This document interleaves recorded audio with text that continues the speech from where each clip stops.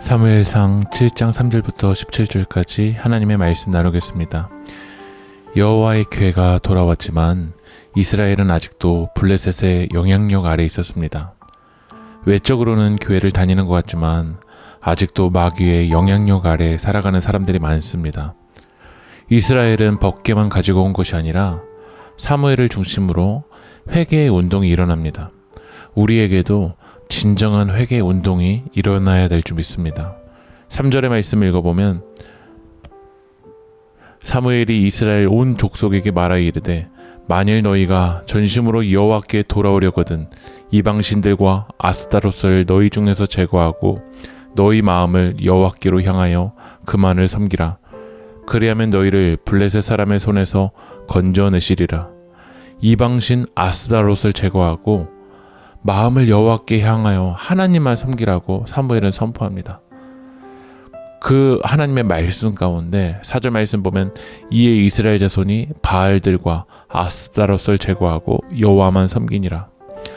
하나님의 말씀에 반응합니다. 바알들과 아스타롯을 제거하고 하나님만 섬긴다라는 거죠. 법궤만 가져왔다고 다 된 것이 아닙니다. 우리 삶의 우상을 제거하고 하나님만 섬겨야 됩니다. 오늘 우리들은 큐티를 했다고 거기서 만족하는 신앙이 아니라 구체적인 우리의 삶과 연결되어서 우리 삶 속에서 하나님보다 더 사랑했던 바알과 아스타롯을 제거하고 하나님만 섬기는 역사가 일어나야 될 줄 믿습니다. 사무엘은 온 이스라엘 백성을 미스바로 모이라고 합니다.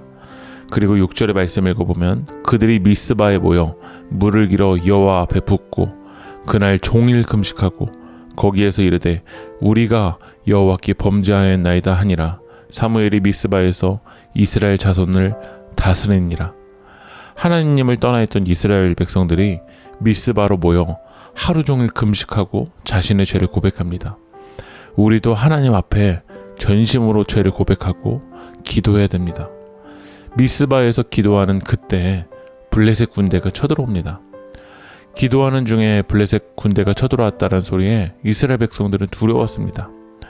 우리도 때로는 기도하면서도 현실을 보면 두려울 때가 많습니다. 하지만 사무엘과 이스라엘 백성들은 전심으로 하나님께 부르짖습니다. 그리고 어린 양을 하나님께 드리고 온전한 번제를 드릴 때 하나님이 응답하십니다. 10절의 말씀을 읽어보면 사무엘이 번제를 드릴 때 블레셋 사람이 이스라엘과 싸우려고 가까이 오매 그날에 여호와께서 블레셋 사람에게 큰 우레를 발하여 그들을 어지럽게 하시니 그들이 이스라엘 앞에 패한지라. 큰 우레를 발하여 하나님 어지럽히시고 블레셋 사람들은 참패를 당합니다. 그리고 사무엘은 이 블레셋 사람들과의 전쟁에서 큰 승리 뒤에 돌을 세웁니다.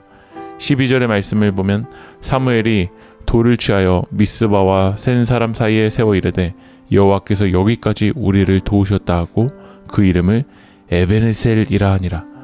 에베네셀은 하나님이 여기까지 우리를 도우셨다라는 겁니다. 이스라엘의 진정한 승리는 법궤 때문이 아니라 하나님이 함께 하시고 도와주실 때입니다. 여기까지 하나님이 도와주셨기에 올 수 있었습니다. 하나님이 도와주실 때 이스라엘은 블레셋에게 빼앗겼던 성읍까지 도로 찾고 회복하게 됩니다. 우리의 승리는 법궤라는 외형적인 형식에 있는 것이 아닙니다. 하나님이 함께 하실 때입니다. 하나님이 도와주실 때입니다. 그래서 오늘 우리는 하나님만 의지하고 전심으로 주님만 바라보고 여러분 안에 있었던 이방신들과 아스타롯을 이 우상들을 제거하고 하나님만 바라보는 여러분들이 되길 소망합니다. 기도하겠습니다. 이 땅이 주님께로 돌아오게 하여 주시옵소서. 그리하여 주님의 통치가 임하게 하소서. 예수님의 이름으로 기도합니다. 아멘.